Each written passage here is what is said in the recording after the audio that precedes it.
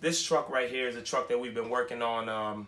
We usually generally give about 30 days to 45 days on a general build. This truck, we're at about day 39 right now. We're actually a little behind schedule, but we'll still fall in schedule. I wanted to finish this one at 30, but just waiting for certain products, certain equipment. Sometimes it takes a little longer. And so over here, we're gonna start here. We got the hand wash sink, and then we move down to the 3-compartment sink.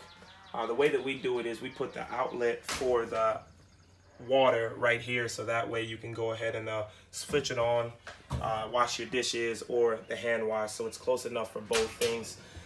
Moving down, we have the sinks where everything looks like it's dropped in, so it's a nice clean finish. Underneath we have the fresh water tank and the gray water tank. We also have the water pump that pumps the water through. We're gonna cut doors here because we have some storage area right here. Moving down, we have a large 8-foot window. This is probably the biggest window that I put in a food truck. Underneath it, we have 8 feet worth of under-counter storage. So we have our prep area up top and storage underneath. We're probably gonna put 3 doors here that open up so that you can reach in and get the food or the different supplies that you need. Over on this side here, we've marked off on the wall where all the equipment is going to go. So we got our double freezer, we have our under-counter freezer, our fry station, fryer number 1, fryer number 2, 24-inch griddle, and the 2-burner, and then we're gonna put a double-door refrigerator down there. We have our 8-foot hood. The cooking equipment has to all fit underneath the hood. A lot of people will try to go for a hood that only fits their equipment. If there's room, I recommend to go with a bigger hood, just in case you have a day where you need more fryers. You have room under the hood where you can put another fryer in and still be within regulation.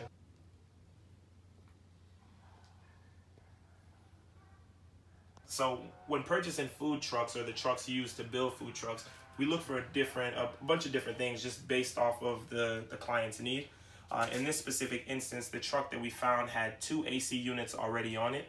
It had the propane tanks already underneath because it was a Mack tool truck, and it has an Onan generator already built on. And this truck was ranged roughly around, I want to say about 7,000, which is very good. I mean, the AC units alone used could range about 400 a piece. That Onan generator could be about 1,000 used. The propane tank's already welded on. You know, so that saves the time on that. Like I said, 8-foot hood. All of our outlets are in the walls, as you can see, so that gives you the most maximum space needed. So a lot of times, depending on the build, they'll have the outlets outside the wall, so you have the big breaker box. So you can't push stuff flush against the wall. So this gives you the ability to be able to do that. We're also gonna go ahead and build a counter area here where they can use for like waffle irons and stuff, and then we're gonna go ahead and put a pantry right here.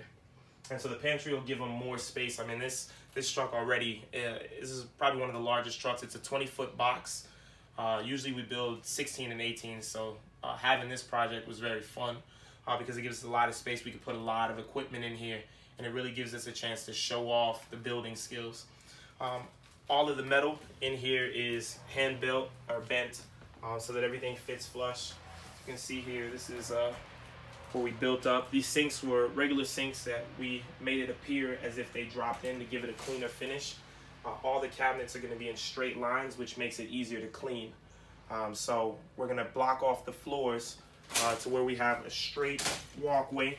The walkway is big enough so that 2 people can come in and work at the same time without bumping into each other. And when we do our layouts, we always make sure that we look for the customer's best interest in mind. A lot of times when you go to builders, their first question is, what are you putting in it? And that's it.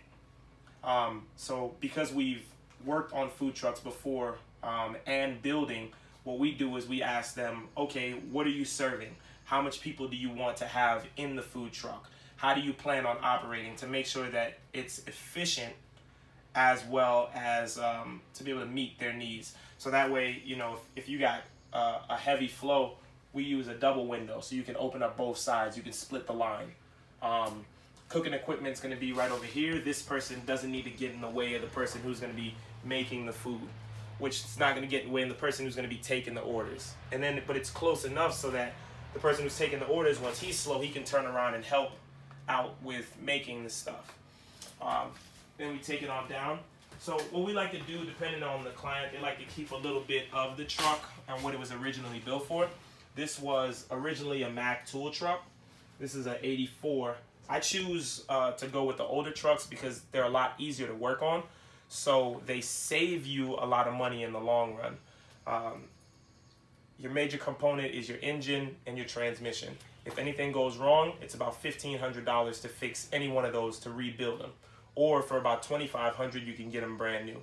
So I say keep your cost on your truck low and then save up so that you have the money if something big goes down. Because you can go and buy a newer truck, you know, a 2001, 2005, spend 15 grand and still have an engine problem right around the corner. So with this one, like I said, it was a Mack tool truck. So we're keeping the front with the Mack tool truck set up. So we got the pegboard up here where they would hang the tools and everything, and keeping as much of the original components as we have. We have switches here that work the the lights up front. We have the Onan generator starter over there, and then we have a lot of the initial plugins to be able to wire off of. And so we definitely keep that old feel in the front, but then the back is full kitchen, stainless steel wrapped, diamond plate floors all the way around.